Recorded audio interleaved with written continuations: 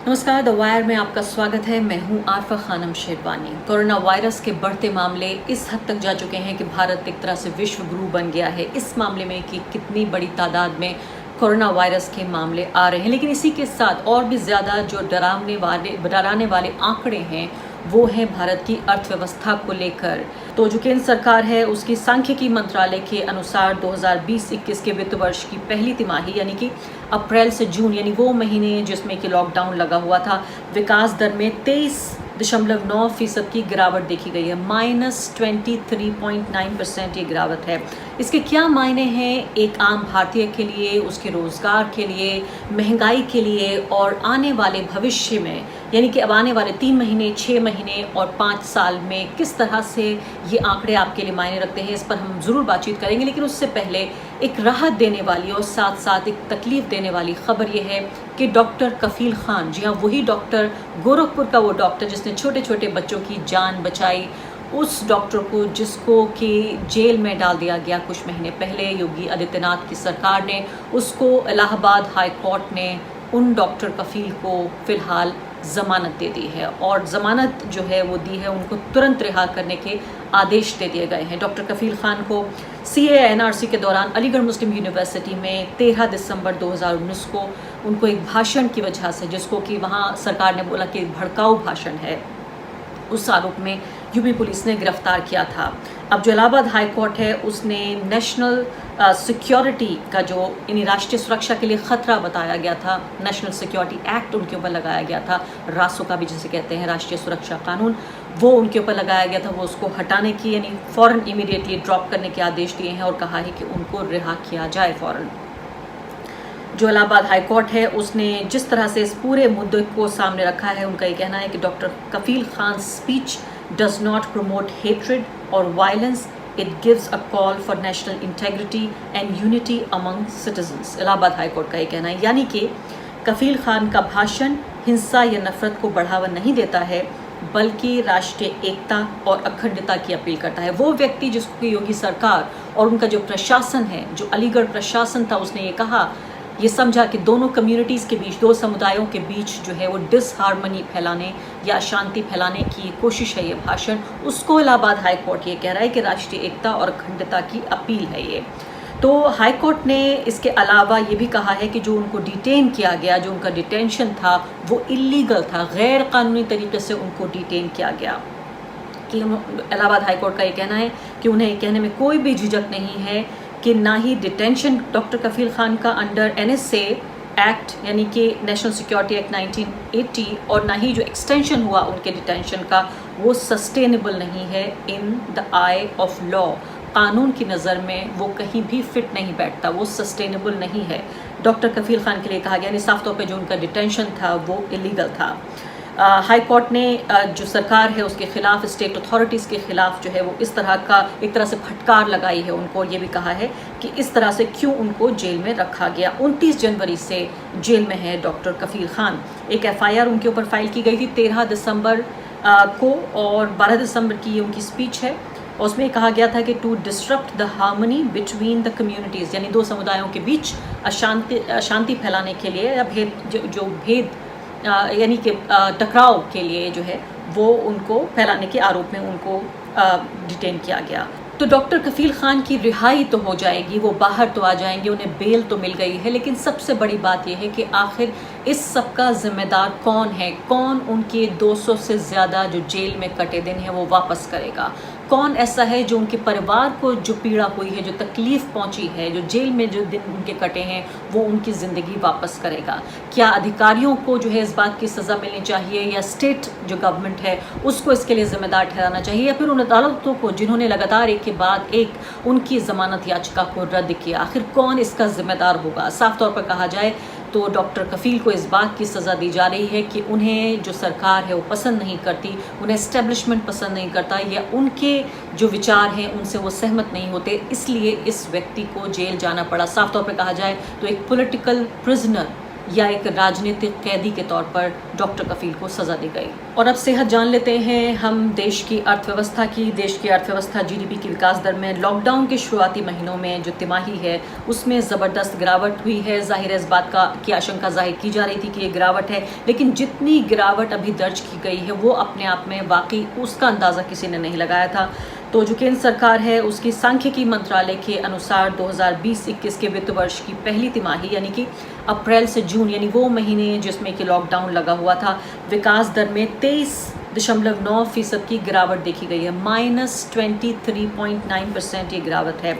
और अनुमान ये लगाया जा रहा था कि जो देशव्यापी लॉकडाउन हुआ है भारत में उसकी जीडीपी की पहली जो दर है तिमाही में 18% गिर सकती है। यहाँ ये भी अनुमान लगाया जा रहा था, बड़े सरकारी बैंक एसबीआई का अनुमान था कि 16.5% तक गिर सकती है।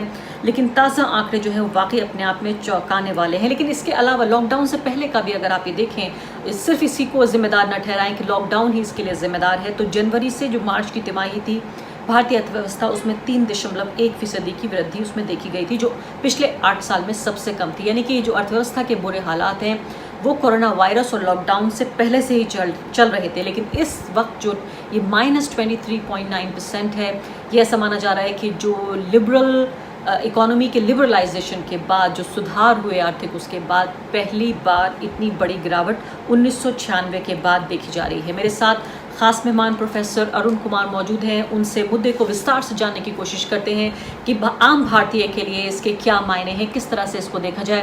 प्रोफेसर अरुण कुमार, बहुत बहुत स्वागत है आपका। सबसे पहला सवाल मेरा आपसे यही होगा कि ये जो आंकड़े हैं इसको आम आदमी के नज़रिए से कैसे देखा जाए, मेरे आपके ऊपर या हमारे जो दर्शक देख रहे हैं उनके ऊपर क्या असर पड़ेगा जीडीपी के इन आंकड़ों का?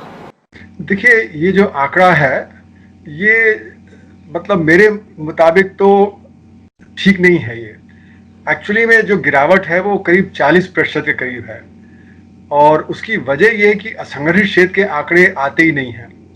और जो सबसे ज़्यादा असर पड़ा था वो असंगठित क्षेत्र पे पड़ा था, क्योंकि असंगठित क्षेत्र का जो होता है कार्य करने वाला, वो छोटे छोटे इकाइयों में काम करता है, वहाँ पे जाना मुश्किल था।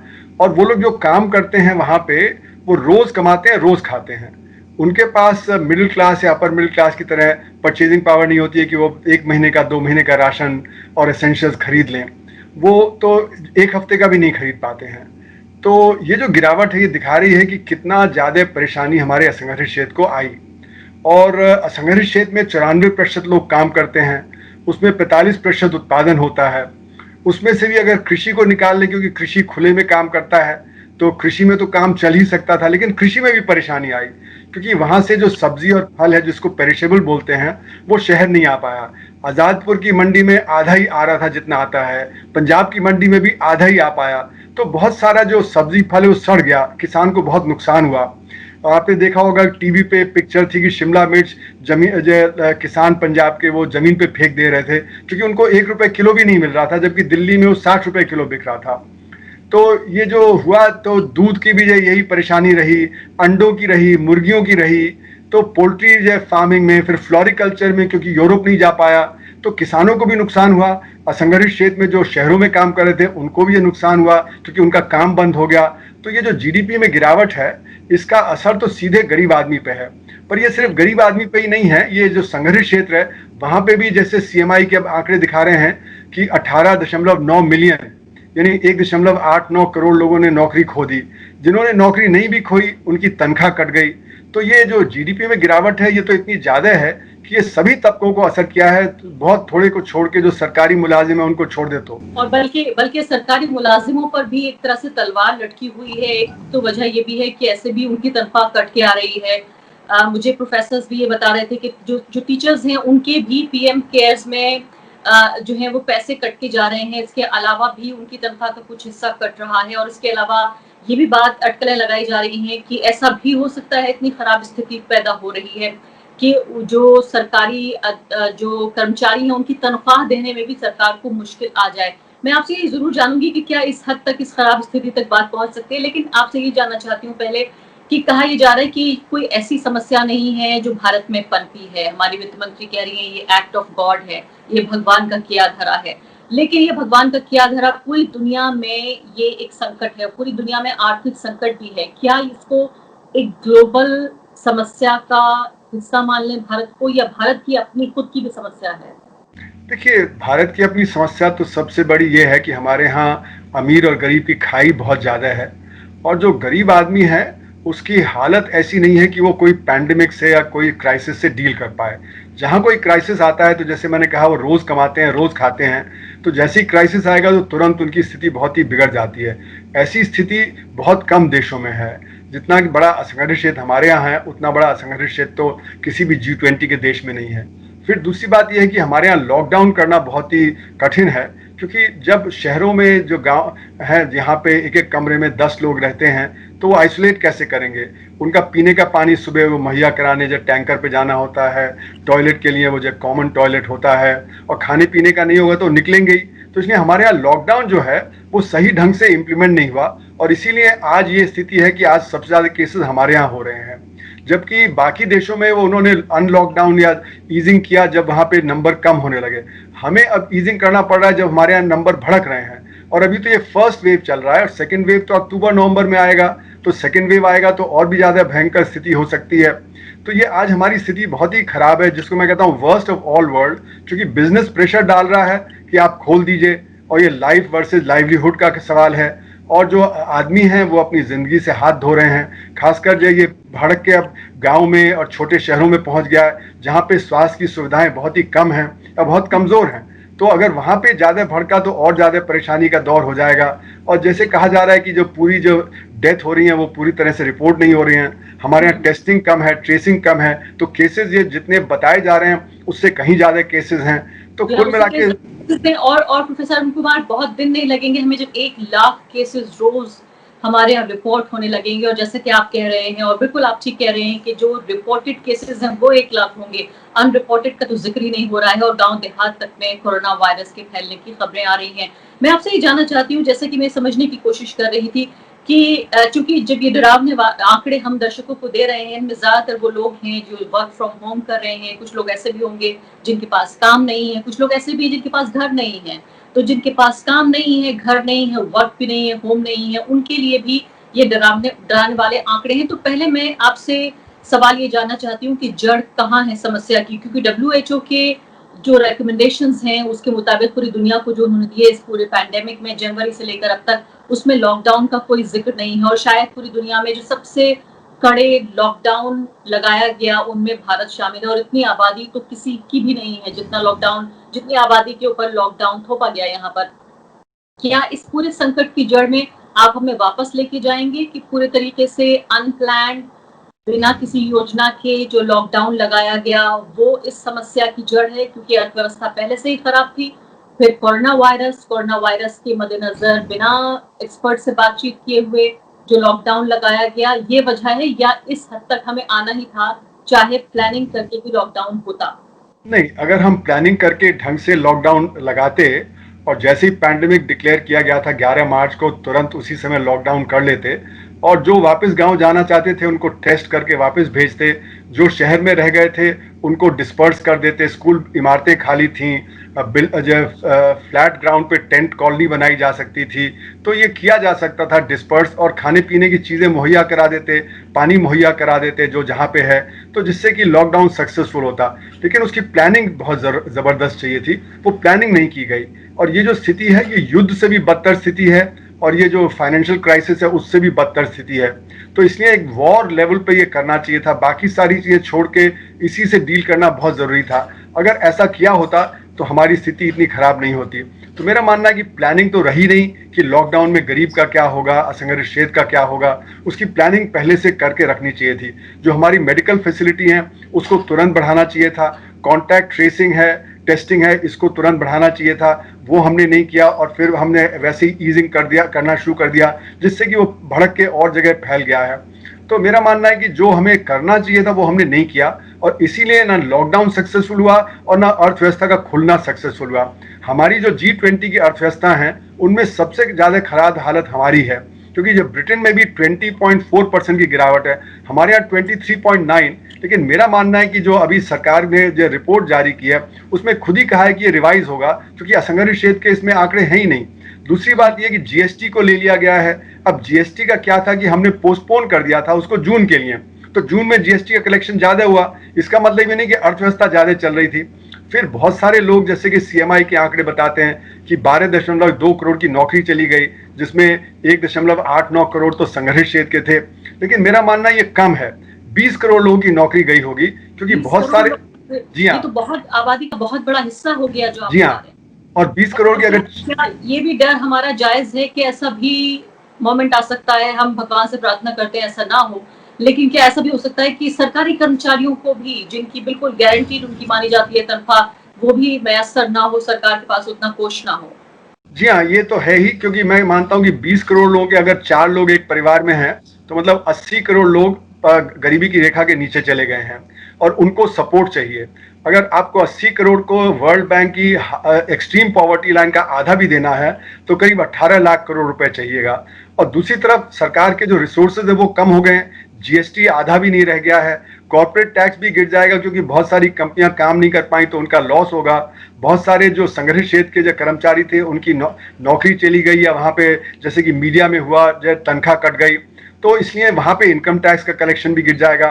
तो मेरा मानना है कि कम से कम 16-17 लाख करोड़ रुपए से हमारा रिसोर्सेज कम हो जाएगा। और इसीलिए कई स्टेट गवर्नमेंट्स कह रही हैं कि हमारे पास पैसा नहीं है जब सैलरी देने के लिए। तो मेरा मानना है कि इस समय स्थिति ऐसी भयंकर है कि एक सर्वाइवल पैकेज की जरूरत है। सर्वाइवल पैकेज का मतलब जो 80 करोड़ लोग जो गरीबी की रेखा के नीचे चले गए हैं, जो हमारे जो हेल्थ फैसिलिटी चाहिए, जो हमारे बाकी चाहिए, तो उसमें कम से कम 18-20 लाख करोड़ रुपया जो लगेगा, और दूसरी तरफ हमारा जब 15-20 लाख करोड़ रुपया कम हो जाएगा तो 40 लाख करोड़ रुपए का जो टर्न अराउंड है उससे एक फाइनेंशियल इमरजेंसी आ गई है। बजट को पेश किया गया था कि 10% की बढ़त होगी, लेकिन अब गिरावट है 30-40% की, तो ये बजट तो बेकार हो गया है। दोबारा बजट फॉर्मुलेट करने की जरूरत है कि कितना रेवेन्यू आएगा, कहाँ खर्चा होगा। अगर वो हम, अरुण कुमार जी, इसके अलावा जो स्टेट्स हैं जिनके ऊपर पूरी जिम्मेदारी है कि वो कोरोना वायरस के मद्देनजर जो लॉकडाउन है उसमें रिलीफ पैकेज भी देना है, लोगों के स्वास्थ्य का भी ध्यान रखना है, अस्पतालों को भी नए सिरे से कोविड अस्पताल बनाने हैं या कोविड सेक्शंस बनाने, उनके पास भी पैसे नहीं है। और अब जो है सरकार ने ये तक कह दिया है कि उसके पास जो जीएसटी का हिस्सा है वो भी नहीं दे सकती है, आरबीआई से आप ले लीजिए। तो ऐसे दौर में क्या पेंडेमिक के रहते, यानी कि जब महामारी को हम जी रहे हैं, झेल रहे हैं, क्या इस दौरान सरकार के पास ऐसा कोई तरीका है कि वो उस दौरान भी रिकवरी के रास्ते पर, कुछ बहाली के रास्ते पर अर्थव्यवस्था को ले आए? कोई उम्मीद की खबर बताइए। तो देखिए, दो चीजें हैं। एक तो ये कि जो हमारे स्टेट्स हैं उनकी माली हालत बहुत खराब हो गई है, क्योंकि एक तो उनका जो टैक्स कलेक्शन कम हो गया, फिर जो सेंटर कलेक्ट करता है उसका 42% स्टेट्स को जाता है। सेंटर कम कलेक्ट कर रहा है तो जो स्टेट्स को मिलेगा वो भी कम चला जाएगा। तो इस तरह से जो स्टेट्स की हालत है बहुत ही बिगड़ गई है। और जैसे आपने कहा, खर्चे तो पैंडेमिक के लिए उनको करने हैं, चाहे हेल्थ के हों, चाहे एजुकेशन के हों, चाहे रोजगार जनरेट करने के हैं।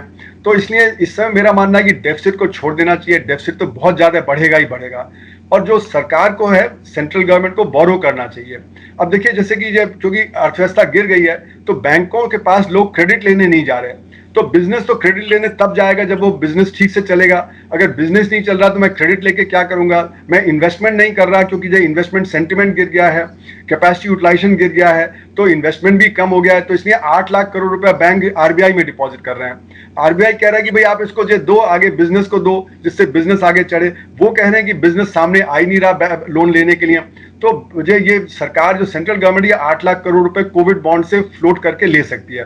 दूसरा, ये जो अमीर लोग हैं, हमारे यहाँ अमीर और गरीब की खाई बहुत है, तो कोविड बॉन्ड फ्लोट करके अमीरों से पैसा उठाया जा सकता है। और तीसरा है कि आरबीआई से कहा जाए कि आप मोनेटाइज करिए डेफिसिट को, आप सीधे सीधे आरबीआई से लीजिए। तो ये जो 20-30 लाख करोड़ रुपए की कमी है हमारे रिसोर्सेज की, उसको उठाना बहुत जरूरी है। और उसको फिर जब परचेजिंग पावर देने के लिए गरीब आदमी को देना जरूरी है। तो हमारा रूरल एम्प्लॉयमेंट गारंटी स्कीम है, उसमें सिर्फ 1 लाख करोड़ अभी है, उसको कम से कम 3-4 लाख करोड़ रुपए करना चाहिए।